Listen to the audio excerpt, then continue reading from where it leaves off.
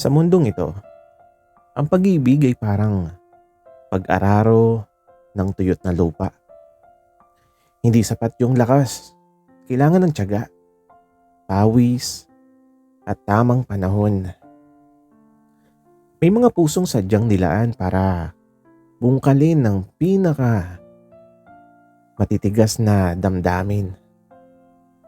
At may mga pag-ibig na kahit gaano kalalim ang pagkakabaon, ay pilit na sumisibol sa kabila ng dusa. Ako si RB, at ito ang kwento kung paanong ang isang luma at kalawanging araro ay naging saksi sa pinaka makulay at pinakamahapdi kong kabanata. Ang kwento namin ni Daniel.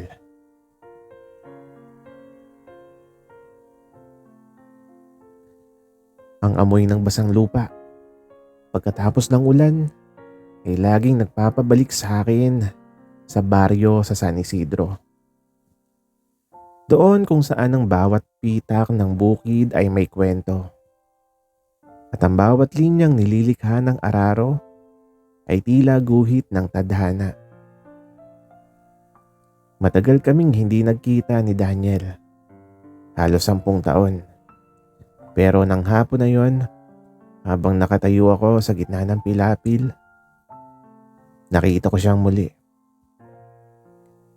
Hindi na siya ang payat na binatilyong kasabay kong nagnanakaw ng mangga. Iba na siya ngayon. Si Daniel, malapad yung mga braso niya. Maganda yung kutis niya na parang binilad sa araw.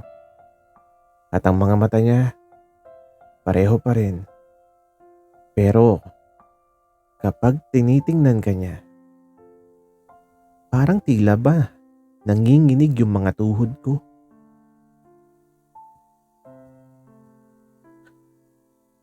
Akala ko di ka na babalik.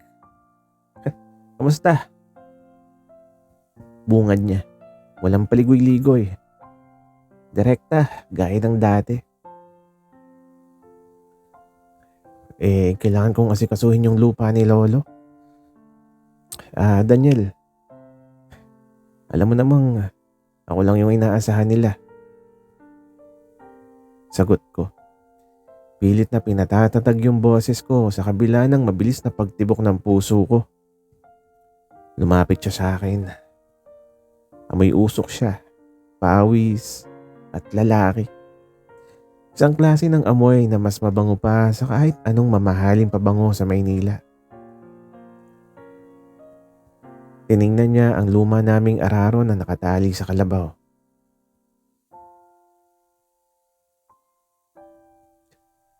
Masyadong matigas ang lupa para sa'yo, RB. Baka masugatan ka lang. Marunong ako, Daniel. Hindi ako nakalimot. Wika ako. Gumiti siya ng tipid. Isang ngiting may halong pait at pagnanasa.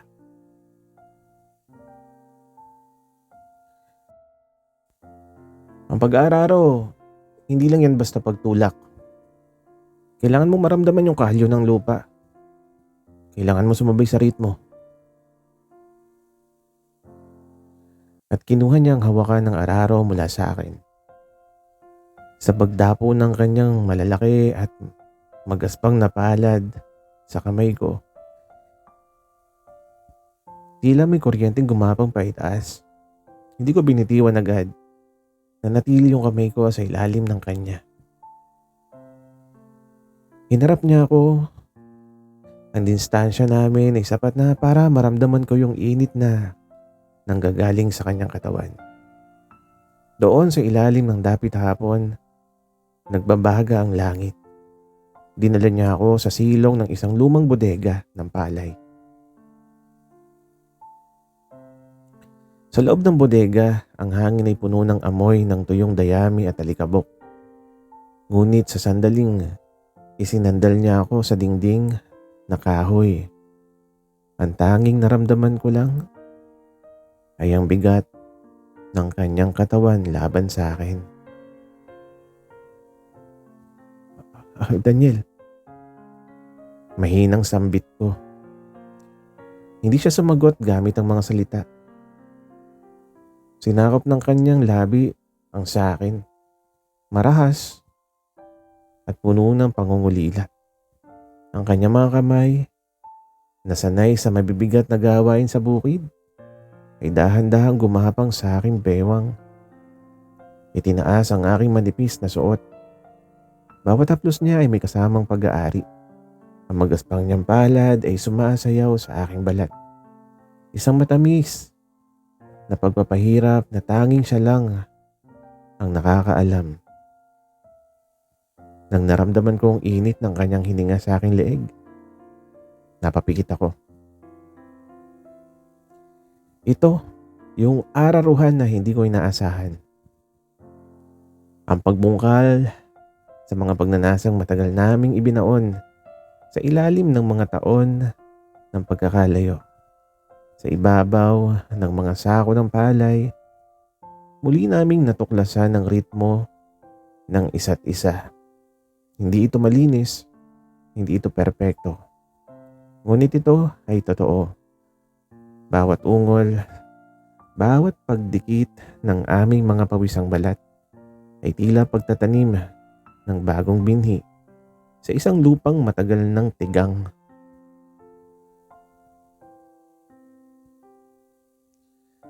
Ang pag-ibig ay gaya ng pagsasaka. Nagsisimula sa masakit na paghiwa sa lupa. Hindi ka makakapag-ani kung hindi mo hahayaang masugatan ang ibabaw upang makapasok ang binhi. At sa gabing yun, muling nabuksan ng lupang matagal nang nananahimik. Ngunit ang tanong, sapat ba ang init ng pagnanasa para mabuhay ang isang pag-ibig na minsan nang nalanta? Sabi nila, ang lupa ay hindi nakakalimot. Kahit gaano mo pa ito patagin o taniman ng bago. Ang mga bakas ng nakaraang panahon ay mananatili sa ilalim nito. Ganon din ang puso. Ang akala kong maayos na pagkakabaon ng aming nakaraan ni Daniel ay muling nahukay sa isang gabi ng mapusok na muling pagtatagpo.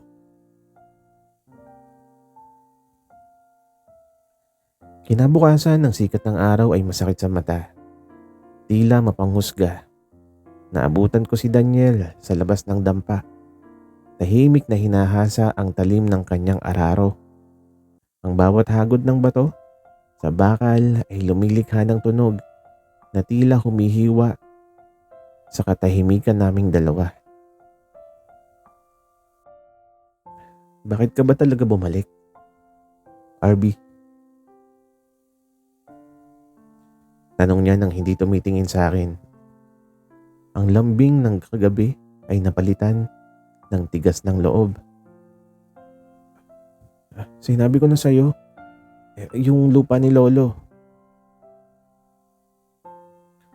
Huwag tayong maglokohan. Putol niya sa akin. Ibinaba niya ang hasaan at hinarap ako. 10 taon kang nawala. 10 taon na ang tanging natatanggap ko lang ay balitang masaya ka doon sa Maynila. Tapos bigla kang lilitaw at aakitin ako na parang walang nangyari. Napaatras ako. Ang sakit sa kanyang boses ay mas matalas pa sa hinahasa niyang bakal. Ang katotohanan. Umalis ako noon dahil natakot ako. Natakot ako na ang buhay ko ay magsisimula at matatapos lang sa putikan ng bukid. Gusto kong makita ang ilaw ng lungsod pero hindi ko sinasabing hindi ko siya gustong isama. Pero noon pareho kaming bata. Parehong matigas ang ulo.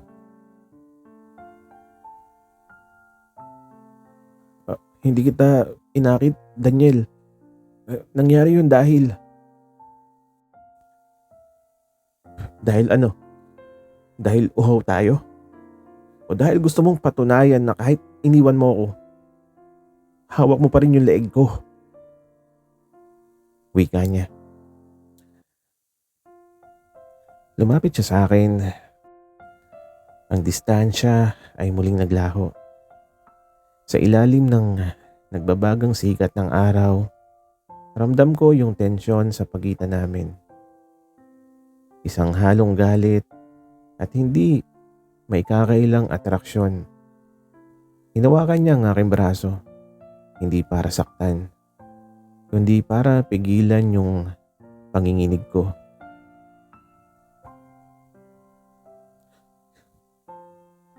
Gusto kong magalit sa'yo, RB. Pero tuwing titingin ako sa'yo, nakikita ko yung batang nangako sa akin na sa ilalim ng puno ng nara, hindi tayo magkakahiwalay.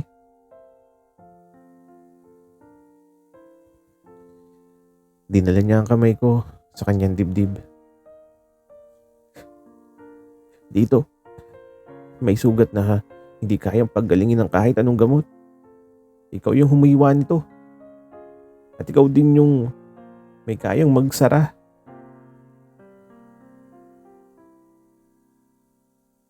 Sa init ng tanghali, sa likod ng mga matatayog na maisan, kung saan walang makakakita sa amin, muli kaming nagtagpo. Ngunit ngayon, mas mabangis ang bawat galaw. Isang pakikidigma sa gitna ng pagnanasa. Itinulak niya ako sa malambot na lupa. Ang kanyang katawan ay naging anino ko laban sa araw. Walang arte, walang dahan-dahan. Ang kanyang paghalik ay parang paghingi ng tawad at parang pagpaparusa ng sabay. Ang bawat pagdait ng aming mga balat ay tila nagliyab na uling. Sa gitna ng hingal at pawis, naramdaman ko yung pagmamay-ari niya. Isang pag-aararo sa aking pagkatao na tila nais niyang i-ukit ang kanyang pangalan sa bawat bahagi ng aking kaluluwa. Sa pagkakataong ito, hindi lang katawan ang nag-uumpugan. Pati na yung aming mga galit at pangungulila ay nagsalpukan. Sa bawat malalim na pagbaon ng kanyang pag-ibig, tila binubura niya ang 10 taon ng aking pagkawala. Ang araro ay hindi nagbubungkal nang walang nasisira. Kailangan munang wasakin ng katahimikan ng lupa upang ito ay maging handa sa panibagong buhay. Ngunit sa aming muling pagtatagpo, ang bawat hiwa ay nag-iiwan ng pilat. Ang tanong, ang amin bang pag-iibigan ay isang bagong simula o isa lamang itong paraan para saktan ng isa't isa gamit ang mga alaalang hindi mamatay-matay? Ang katahimikan sa San Isidro ay nabasag ng tunog ng isang makintab na SUV na pumarada sa tapat ng aming bakuran. Mula rito ay lumabas si Marco, ang lalaking pilit na inuukit ng aking mga magulang sa aking buhay sa Maynila. Si Marco ay malinis, mabango, at ang kanyang mga kamay ay hindi kailanman nakahawak ng putik. Siya ang simbolo ng mundong tinalikuran ko pansamantala. Oh, RB, anong ginagawa mo dito sa ganitong kainit? Bungad ni Marco. Bakas yung pandidiri sa kanyang muka habang tinitingnan ng paligid. Saktong lumabas si Daniel mula sa likod ng dampa. Bitbit ang isang tumpok ng panggatong. Hubad ang baro, ang kanyang katawan ay nangingintab sa pawis. At ang kanyang mga mata ay agad na dumilim nang makita si Marco. Sa sandaling yon, tila nagbangga ang dalawang magkaibang mundo, ang semento at ang lupa. Sino siya? Tanong ni Daniel. Ang boses niya ay parang dagundong ng paparating na bagyo. Ako si Marco, fiancé ni Arby.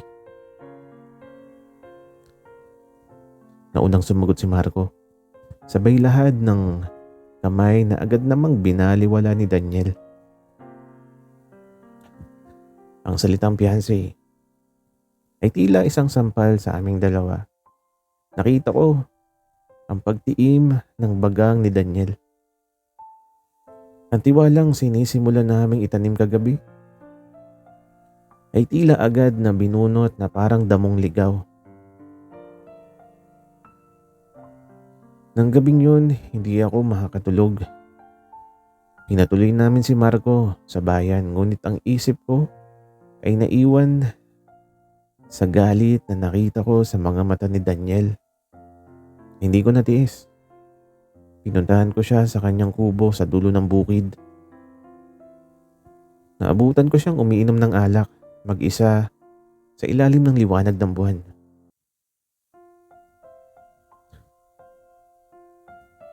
Akala ko ba, kailangan mong asikasuhin ng lupa? O baka naman kailangan mo lang ng huling tikim bago ka magpakasal sa lalaking yun? Mapait niyang sabi. Daniel, hindi ko siya ginusto. Wika ko. Hindi ko natatapos yung sasabihin ko dahil hinila niya ako papasok sa dilim ng kubo. Walang pasubali. Idiniin niya ang kanyang katawan sa akin. Ramdam ko yung amoy ng alak at ang nag-aapoy niyang galit.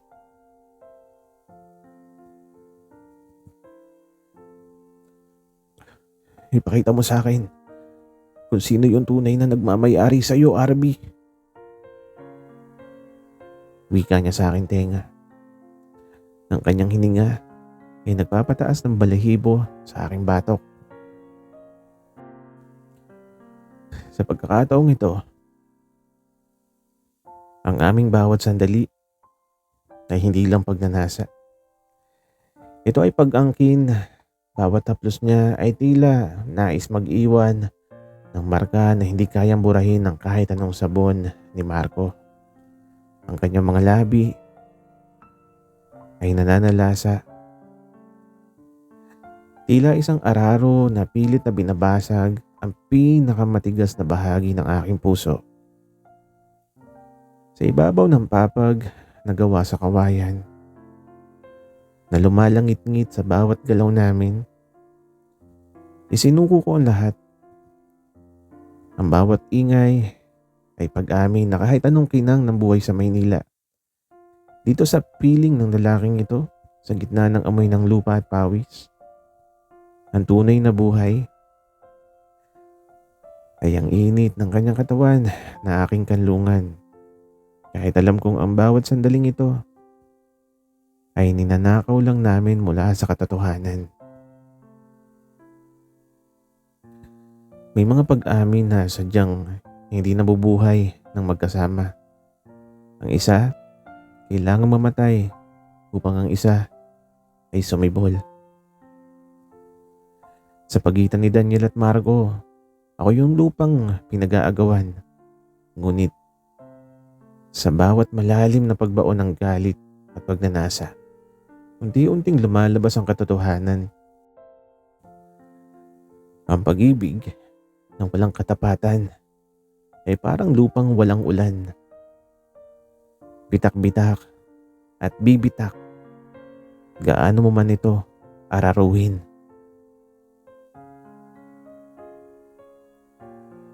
Ang hangin sa San Isidro ay naging tuyot at puno ng alikabok. Tila nagbababala ng isang unos na hindi galing sa langit, kundi sa mga pusong nag-aapoy sa selos. Hindi nakinig si Marco sa pakiusap ko na bumalik sa Maynila. Sa halip, iginiit niyang inspeksyonin ang lupang ipinaglalaban ko. Ang lupang kinalakihan ni Daniel. Kinabukasan sa gitna ng malawak na palayan, nagtagpo ang dalawa. Si Marco, suot ang kanyang puting polo na tila hindi dapat madumihan. At si Daniel, nakasalukuyang ginagabayan ng kalabaw sa huling bahagi ng pag-aararo. Alam mo, RB, sabi ni Marco, at malakas yung boses niya para marinig ni Daniel. Ang lupa na to, walang pakinabang. Sayang. Pwede natin tong gawing resort. Sementohin natin. Lagyan ng pool. Gawing villa para wala ng putik.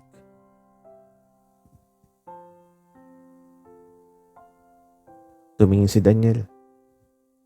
Tumigil siya at binitiwan ang hawakan ng araro at dahan-dahang dumapit. Ang bawat hakbang niya sa putikan ay may bigat ng isang taong handang pumatay para sa kanyang teritoryo.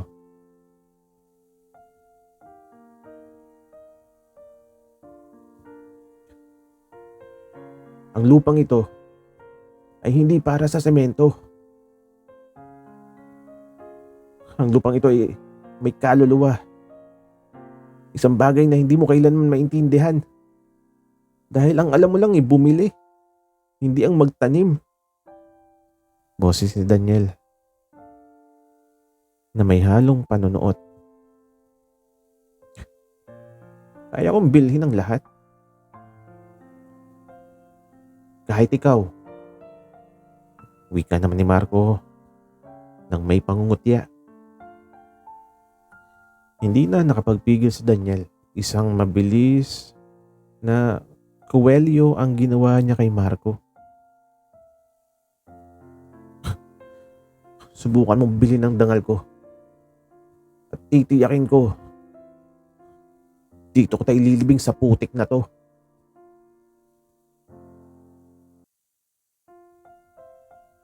Namagitan ako bago pa man dumanak ang dugo.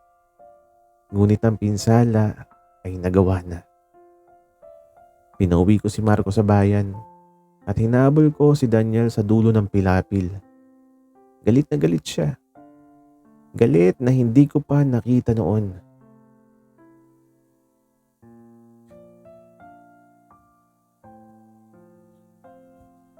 Yun ba ang pinalit mo sa akin? Isang lalaking tingin sa amin ay basura? Sigaw niya sa akin sa gitna ng lumalakas na hangin. Hindi ko siya pinili, Daniel. Pero siya yung nandun nung wala ka. Wika ako naman. Hindi niya ako pinatapos.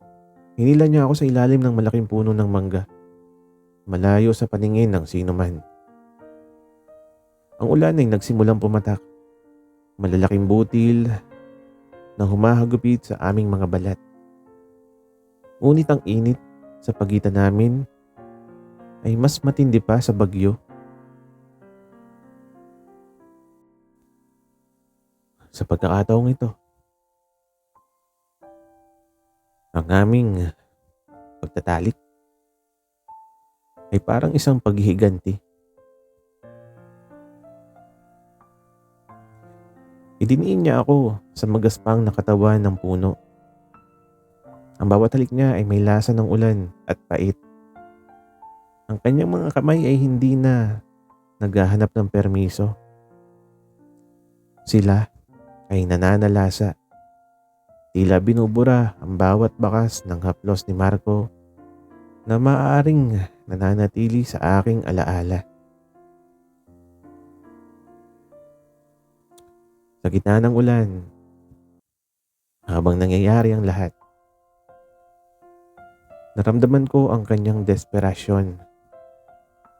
Ang pag-aararo niya sa akin ngayon ay tila puno ng takot.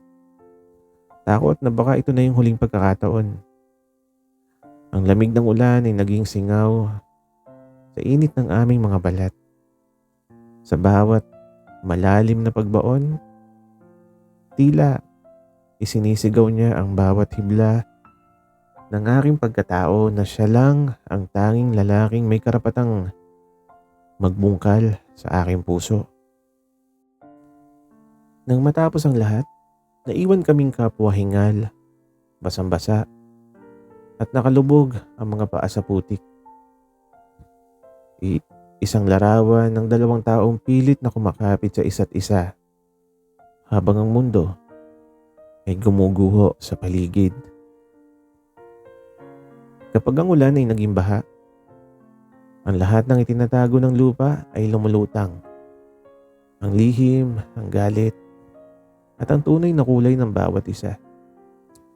Sa pagitan ng isang lalaking nangako ng komportableng buhay at isang lalaking nagbibigay din ng masakit pero totoong pag-ibig,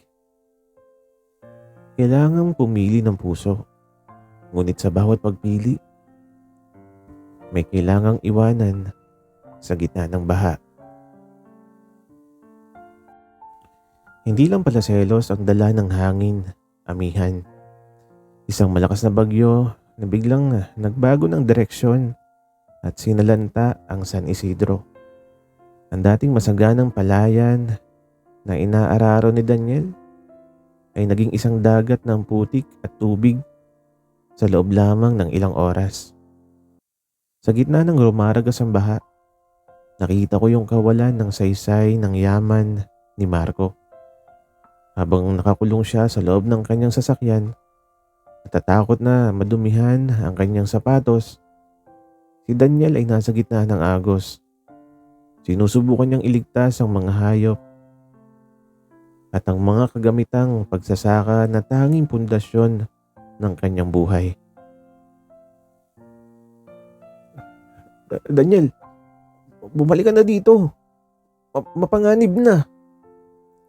Sigaw ko mula sa mataas na bahagi ng pilapil.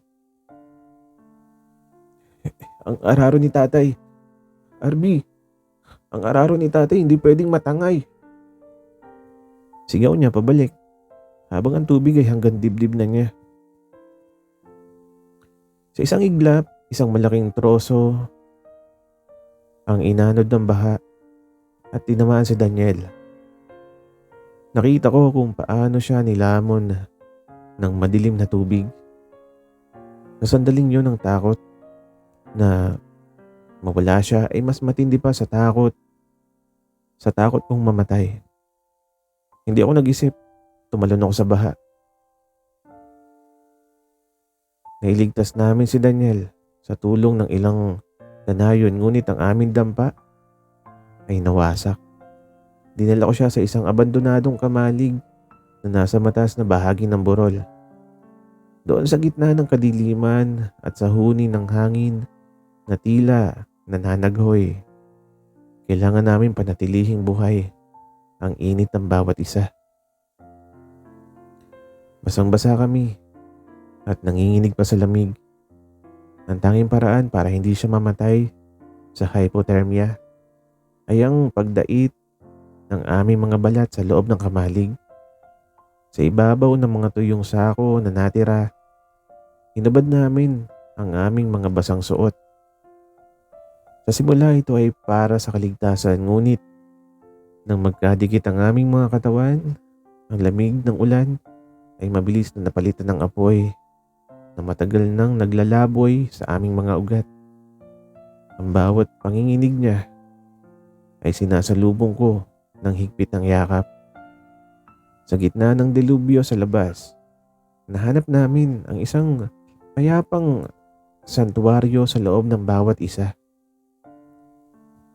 At sa gabing yun ay may halong pait at pasasalamat. Hindi ito marahas na pag-angkin gaya ng dati.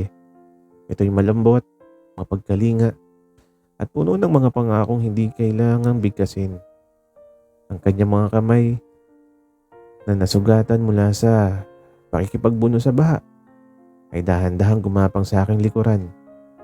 At ang bawat hik niya ay tila nagpapagaling sa bawat takot na nararamdaman ko kanina. Sa bawat paggalaw namin, tila inaararo namin ang huling bakas ng pag-aalinlangan.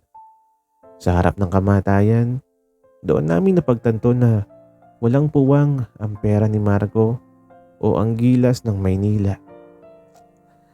Ang tanging mahalaga ay ang tibok ng pusong sabay na lumalaban sa dilim. Sinasabing pagkatapos ng bagyo, may mga pag-asa. Ngunit ang pag-asa ay hindi laging nangangahulugan ng madaling landas. Ang baha ay maaring humupa pero ang lupang iniwan nito ay puno ng sukal at dumi. Bukas kailangang harapin ni RB ang katotohanan. Mananatili ba siya sa putikang nagbibigay sa kanya ng tunay na pag-ibig? O babalik siya sa malinis na mundong naghihintay sa kanya? Ang umaga pagkatapos ng bagyo ay may kakaibang linaw. Ang langit ay tila humihingi ng paumanhin sa kulay nitong bughaw na hinaluan ng ginto. Ngunit sa ibaba, ang San Isidro ay sugatan. Ang mga palayan ay nakadapa at ang amoy ng nabubulok na pananim ay humahalo sa amoy ng basang lupa. Dumating si Marco sa kamalig, suot ang kanyang pagkataong pilit na binabalik sa ayos. RB, tara na. Sapat na yung mga kamalasan. Tara na sa sasakyan.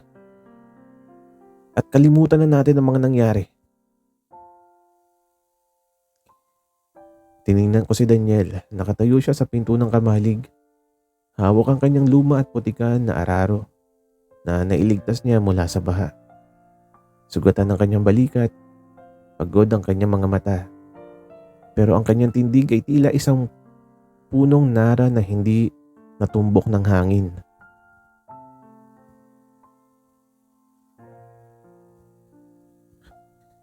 Hindi ko ito makakalimutan, Marco. Sabi ko ng dahan-dahan habang binibitiwan ng kamay ng lalaking nag-aalok sa akin ng kinang. Dahil dito sa putikang ito, doon ko natuklasan ang bahagi ng sarili ko na hindi mo kailanman nakita.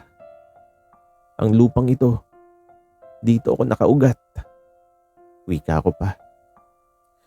Sa huling pagkakataon, umalis ang SUV ni Marco, dala ang alikabok ng isang buhay na hindi para sa akin. Hinarap ko si Daniel. Walang salita. Kinuha ko ang kabilang dulo ng pamatok ng araro.